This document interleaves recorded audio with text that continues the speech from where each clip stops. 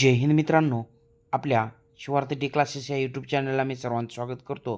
आपण या व्हिडिओमध्ये शालेय पाठ्यपुस्तकातील सामान्य विज्ञान या संदर्भात महत्त्वाची इन्फॉर्मेशन घेणार आहोत. तर व्हिडिओ आपण स्किप न करता पहा, जेणेकरून आपल्याला आगामी TET परीक्षेमध्ये नक्कीच याचा फायदा होईल. तर नैसर्गिक निवडीचा सिद्धांत मांडणारे शास्त्रज्ञ आपल्याला विचारले जातील. तर चार्ल्स डार्विन. उत्क्रांतीवादाचा सिद्धांतसुद्धा कोणी मांडला होता? तर चार्ल्स डार्विन यांनी मांडलेला होता. तर त्याच्यानंतर वनस्पतीमध्ये होणाऱ्या प्रकाशसंश्लेषण क्रियेवेळी प्रकाश ऊर्जेचे कोणत्या ऊर्जेत रूपांतरण होते? तर रासायनिक ऊर्जेमध्ये रूपांतरण होते. प्रश्न खूप IMP असणार आहे हा सुद्धा. या बाबतीत आपल्याला विचारलं गेलेलं आहे यापूर्वीसुद्धा. तर त्याच्यानंतर कीटकभक्षी वनस्पती कोणती? तर ड्रॉसेरा म्हणून आपण या वनस्पतीला लक्षात घ्यायचं आहे. वनस्पतीमध्ये प्रथिन निर्मितीसाठी आवश्यक घटक कोणता असतो किंवा मूलद्रव्य कोणते असते? तर नायट्रोजन.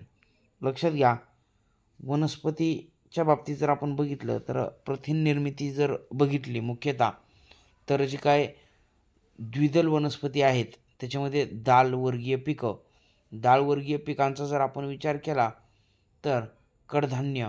तर सर्वात महत्त्वाचं म्हणजे की या वनस्पतींच्या मुळावर गाठी असतात आणि त्यामध्ये महत्त्वाचे रायझोबियमसारखे जीवाणू नत्राचं म्हणजेच नायट्रोजनचं स्थिरीकरण करत असतात. त्यामुळं वनस्पतीमध्ये प्रथिन निर्मितीसाठी आवश्यक घटक कोणता असतो? तर नायट्रोजन असतो. आपल्या एकूण वातावरणामध्ये नायट्रोजनचं जे काय प्रमाण आहे ते किती टक्के आहे? तर 78% आहे. खूप वेळेस हा सुद्धा प्रश्न परीक्षेमध्ये आलेला आहे. 78% इतकं प्रमाण नायट्रोजनचं. त्याच्यानंतर कशाच्या अभावी वनस्पतीची पाने गळतात? तर कोणतं मूलद्रव्य आहे? तर फॉस्फरस. या मूलद्रव्याच्या अभावी वनस्पतीची पाने गळतात. त्याच्यानंतर कोणत्या मूलद्रव्याच्या अभावी वनस्पतीचे खोड या ठिकाणी लक्षात घ्या, वनस्पतीचं जे काही खोड आहे ते बारीक होतं. तर त्या ठिकाणी आपल्याला मूलद्रव्य लक्षात घ्यायचं आहे की पोटॅशियम. खोड या ठिकाणी लक्षात घ्या. तर बघा, महत्त्वाचं पोटॅशियम हे मूलद्रव्य आहे की ज्याच्या अभावी वनस्पतीचं खोड हे बारीक होतं. त्याच्यानंतर कीटकभक्षी वनस्पतीमध्ये कोणत्या मूलद्रव्याचा अभाव असतो? तर नायट्रोजन या मूलद्रव्याचा अभाव कीटकभक्षी वनस्पतीमध्ये असतो. द्विनाम पद्धती मांडणारे शास्त्रज्ञ कोण? तर कार्ल लिनियस किंवा त्यांनाच कॅरोलस लिनियस म्हणतो आपण. तर सजीवांच्या वर्गीकरणाचे जनकसुद्धा कार्ल लिनियस यांना म्हणतात. त्याच्यानंतर मानवाचे शास्त्रीय नाव बघा, होमो सेपियन.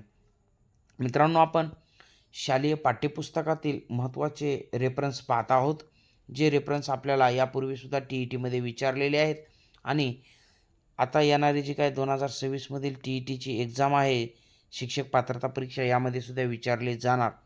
तर त्याच्यामध्ये जास्वंदीचे शास्त्रीय नाव हिबिस्कस रोझा सायनेन्सिस या नावानं जास्वंदीला ओळखलं जातं, शास्त्रीय नाव आहे. त्याच्यानंतर कोणत्या वनस्पतीमध्ये हरितद्रव्य नसते? तर आमरवेल.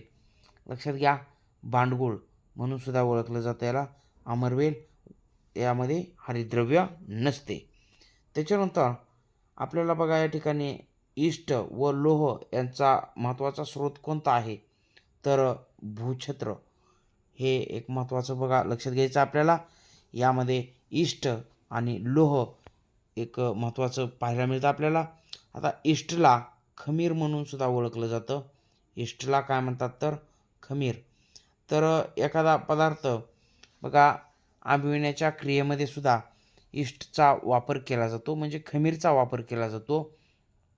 किंवा काही पदार्थ असतात ते, आता महत्त्वाचं म्हणजेच की बेकरीचे पदार्थ असतील त्यामध्ये, तर हे पदार्थ एकदम हलके खुसखुशीत बनविण्यासाठी महत्त्वाचं इष्ट वापरलं जातं. जागतिक अन्न सुरक्षा दिन बघा, IMP असणार आहे, 16 ऑक्टोबर हा दिवस असतो. अन्न भेसळ प्रतिबंधक कायदा कधीचा आहे? तर 1954. अन्न भेसळ प्रतिबंध कायदा 1954. दूध विशिष्ट तापमानापर्यंत तापवून थंड केले जाण्याची जी काय प्रक्रिया असते ह्याला काय म्हणतात तर पाश्चरीकरण म्हणतात. विशिष्ट तापमानापर्यंत बघा दुधाला तापवलं जातं आणि त्याच्यानंतर त्याला थंड केलं जातं, तर त्याला आपण काय म्हणायचं तर पाश्चरायझेशन म्हणून सुद्धा ओळखलं जातं. प्रश्न महत्त्वाचा बनतो हा मित्रांनो. त्याच्यानंतर आपल्याला विचारलं जाईल या ठिकाणी वनस्पतीची पाने कोणत्या मूलद्रव्याच्या अभावी पिवळी होतात. तर असं कोणतं मूलद्रव्य आहे तर लक्षात घ्यायचं आहे मॅग्नेशियम आणि लोह यांच्या अभावी वनस्पतीची पाने बघा कशी तर पिवळी पडतात. त्याच्यानंतर तुळस या वनस्पतीचे शास्त्रीय नाव काय तर ओसिमम सॅक्टम. ओसिमम सॅक्टम हे काय आहे तर तुळस या वनस्पतीचं शास्त्रीय नाव आहे. जागतिक बेडूक संरक्षण दिन कधी असतो 29 एप्रिलच्या दिवशी जागतिक बेडूक संरक्षण दिन लक्षात घ्यायचा आहे. तर 1972चा जे की वन्यजीव संरक्षण अधिनियम आहे 1972, तर या अंतर्गत बेडूक हा वन्यजीव असणार आहे. तर पुढचा पॉईंट आहे जागतिक मृदा दिन 5 डिसेंबरच्या दिवशी असतो. जागतिक मृदा दिन 5 डिसेंबर.